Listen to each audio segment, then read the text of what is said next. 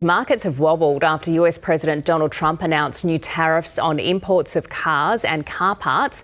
He's also vowing to retaliate if Europe and Canada team up in the face of US tariffs.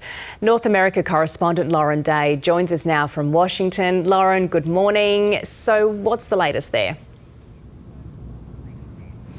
Morning, Emma. Well, this is being felt right across the world, from Europe to Asia to the US.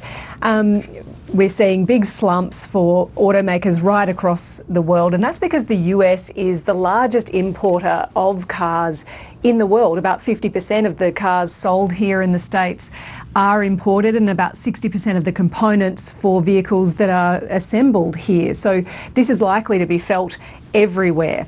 Now, the criticism has also been swift and widespread. We've seen the Canadian Prime Minister Mark Carney come out just recently and say that they will respond forcefully with additional retaliatory tariffs on the US. We've also seen leaders in Japan and China hit back at this. We've seen the EU Commission President Ursula von der Leyen say that this will be bad for business and worse for consumers. And we've seen Germany's economy minister saying that the EU needs to respond strongly and needs to make it clear that they will not take this lying down.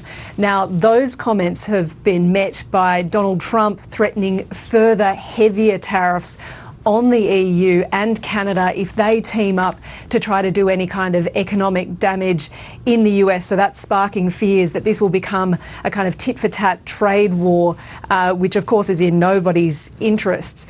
Now, as with any tariffs, there is an option for car makers and businesses to either absorb these extra costs or pass them on to consumers. Everyone is assuming that, of course, that they will be passed on to consumers. Ferrari has already said, for example, that it will raise the costs of some of its luxury vehicles by about 10%. I guess if anybody can afford them, it's Ferrari owners. But for everybody else, this is going to be a massive blow. Some analysts are saying it could add up to $10,000 on the top of a new car purchase, which is, of course, a massive hit to people at a time of economic crisis, at your cost of living crisis.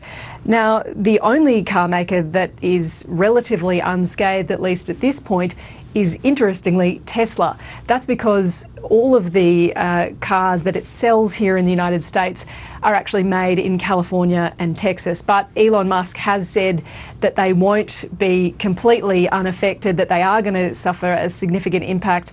And that's because about a quarter of the car components that they use in their vehicles are imported.